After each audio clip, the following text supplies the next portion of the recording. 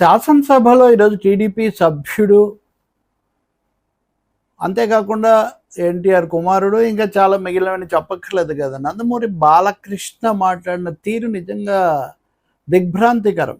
బాలయ్య అటు ఇటుగా మాట్లాడతాడు, లేకపోతే కొంచెం నోరు అదుపులో పెట్టుకోలేడు, ఇట్లాంటివన్నీ ఉన్నప్పటికీ కూడా ఒక వ్యక్తి ఒకే సందర్భంలో అంతమందిని